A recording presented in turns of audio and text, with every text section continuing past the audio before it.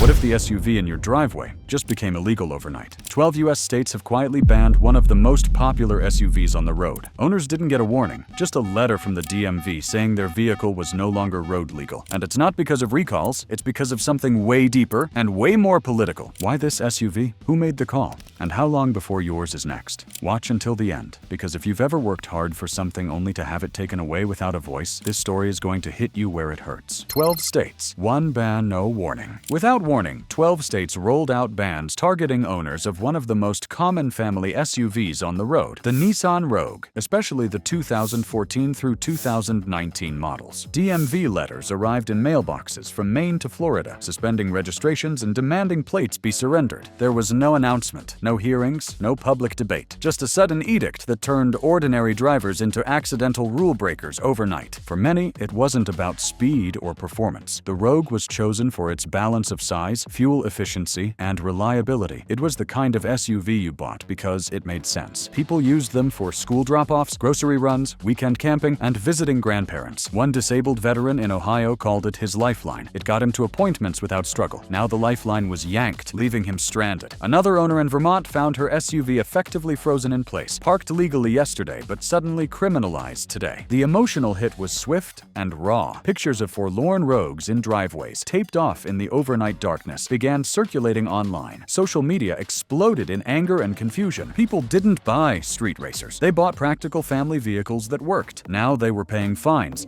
waiting in DMV lines, or risking tickets just for driving to work. But to understand why this ban cut so deep, you have to understand what they took away. If this story is hitting harder than you expected, smash that like button. It helps more people see what's really going on behind the ban. And subscribe right now, because this isn't the last time freedom on the road is going to be tested. Built to last until they banned it. This SUV didn't crash onto the scene with hype or showroom dazzle. The Nissan Rogue earned its reputation the hard way, through quiet, consistent reliability and thoughtful design. For families on tight budgets, it became a trusted partner. Its clever engineering meant decent fuel economy, roomy back seats, and enough cargo space to fit strollers, backpacks, and groceries. It offered comfort without the sting of high maintenance costs. Across towns and cities nationwide, people drove them every day because they simply made sense, especially in places where larger models were too much vehicle for too little reward. In Kentucky, a teacher buried in student debt chose a used Rogue for its reputation and safety, knowing she'd keep it longer than she probably should. In Washington state, a small orchard owner loaded his every morning with apples, fertilizer, and tools. It wasn't flashy, but it never let him down. In rural Michigan, an elderly couple relied on its heated seats and stable handling to navigate winter storms. For them, it wasn't just a car, it was security. So imagine the heartbreak when they opened a letter saying their Rogue was no longer legal. No mechanical recall, no engine failure, just banned.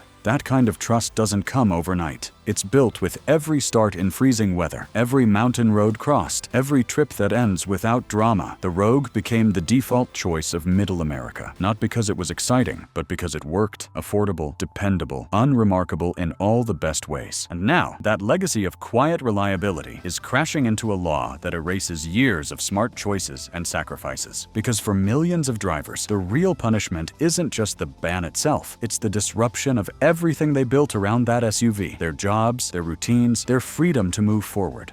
From morning commute to legal nightmare. For many of the Nissan Rogue owners, daily life has hit a brick wall. A school bus driver in Arizona can't make morning drop-offs. A real estate agent in Maine can't show houses. A single mother in Alabama lost access to reliable transportation for job interviews. Suddenly, routines that relied on that vehicle are fractured, schedules disrupted, and family lives put under strain. Fines began piling up. In one case, a Florida family reported tickets totaling over $600 for driving a vehicle that was registered just weeks earlier. In New York, a commuter faced suspension of his license for continuing to use his SUV despite revoked registration. Some have taken taxis or car shares. Monthly expenses they hadn't budgeted. Others are stuck by their vehicles, parking them in driveways and hoping courts reverse the ban, but that leaves them immobilized and frustrated. The financial toll is mounting. Many owners put down $2,000 to $4,000 on their SUV. Now that investment is essentially worthless. Insurance companies have voided policies, leaving some owners with outstanding loans and no coverage. Repair shops across the affected states say customers are asking to offload their vehicles at steep discounts or storing them until restrictions change. Beyond money, there's emotional strain. For those in rural areas, The SUV was more than transportation, it was independence. It meant being able to pick up children, go to doctor visits, and feel safe on highways and valleys. Now they feel powerless to government edicts they never saw coming, on vehicles they legally bought. The tax dollars, the depreciation, and the emotional investment feel wasted. This ban isn't just a temporary inconvenience. It's a seismic disruption to lives built around a car that suddenly vanished from legality. The safety report that sparked a firestorm. When the first safety report landed on a lawmaker's desk,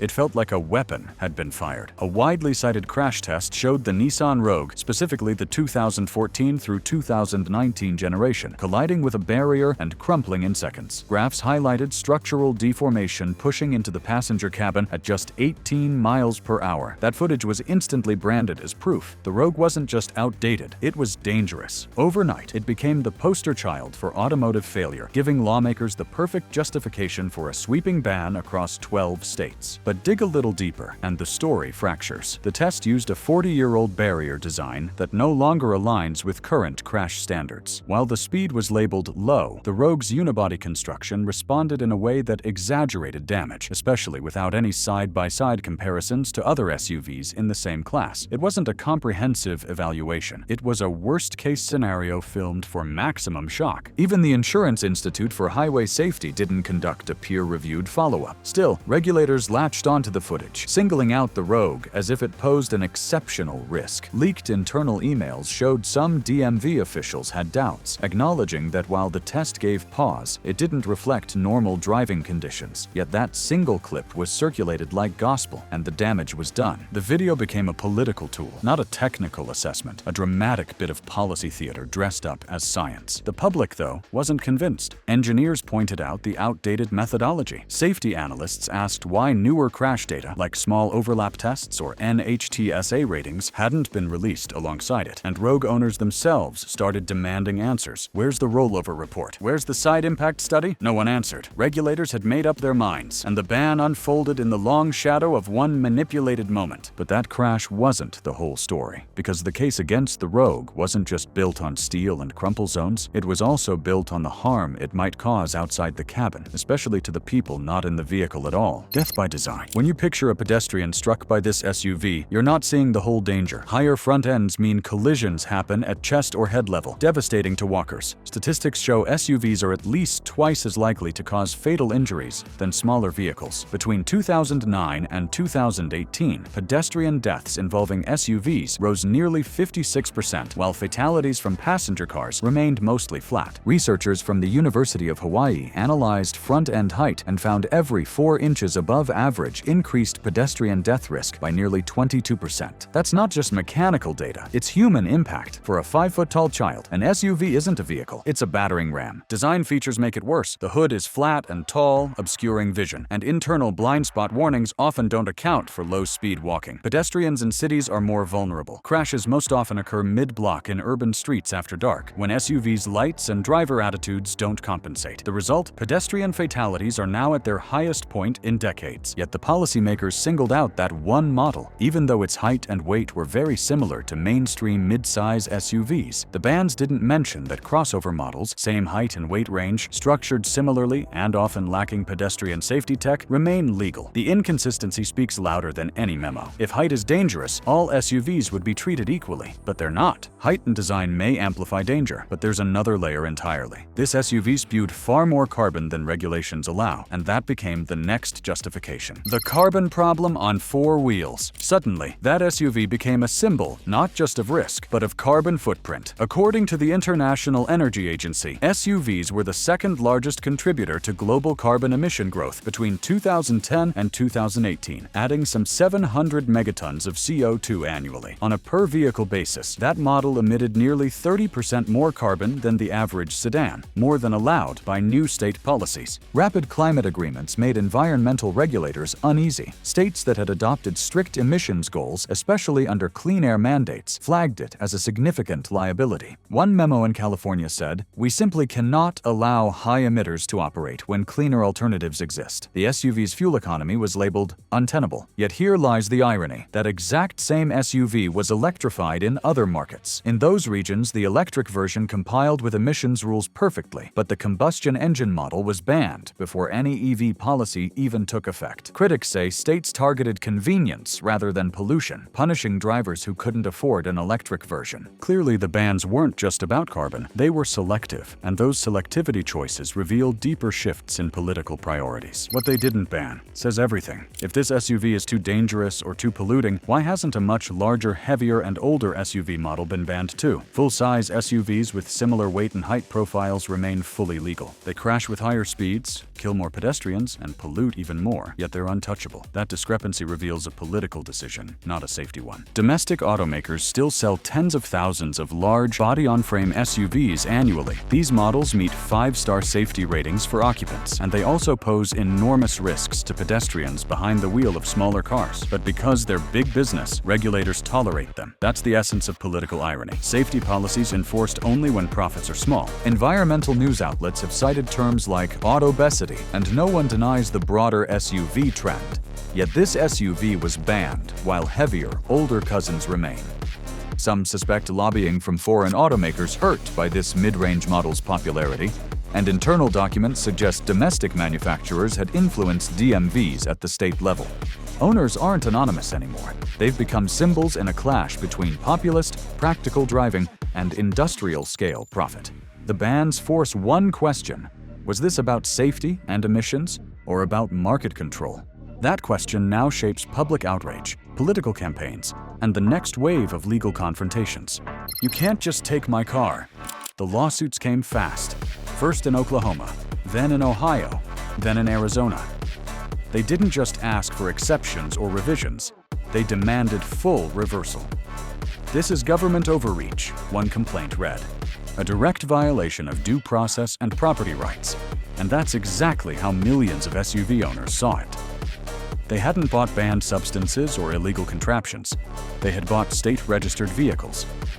And now those registrations were being revoked with no court order, no trial, and sometimes not even a phone call.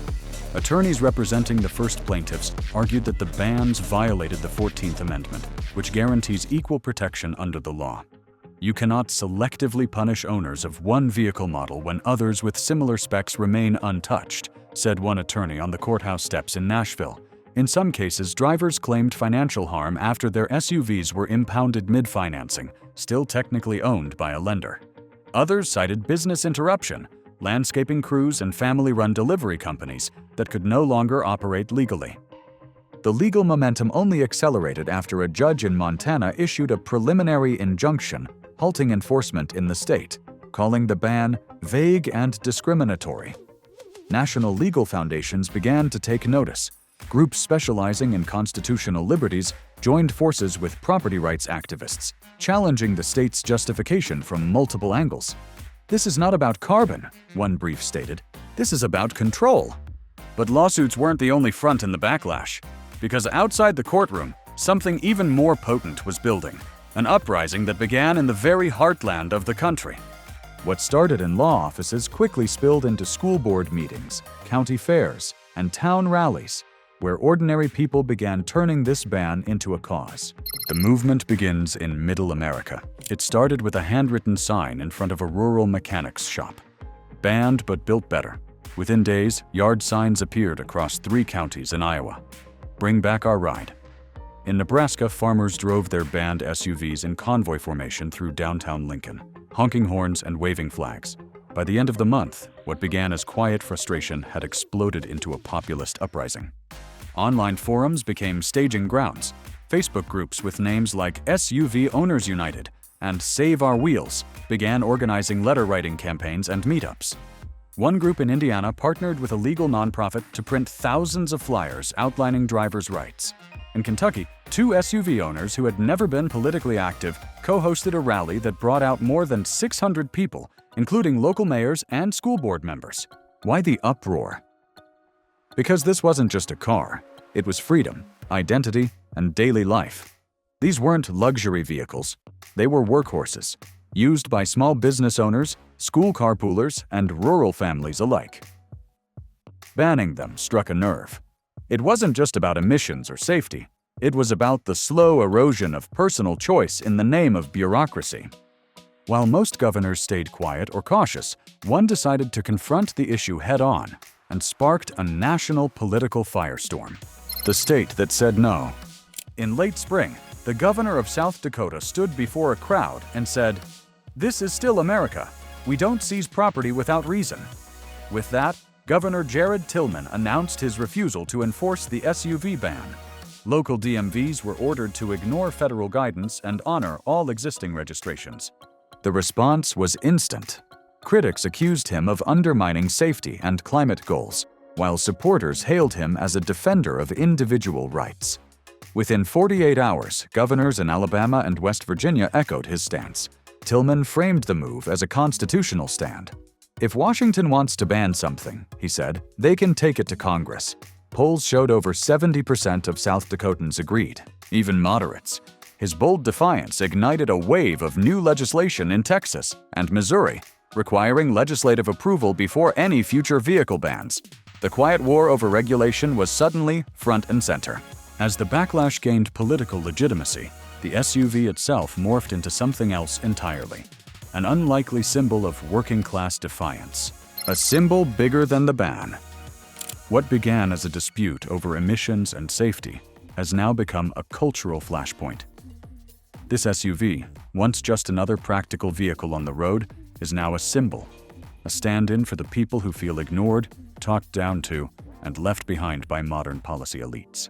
Talk show hosts picked it up. Podcasts across the spectrum debated it. In some circles, driving the banned SUV became a badge of rebellion.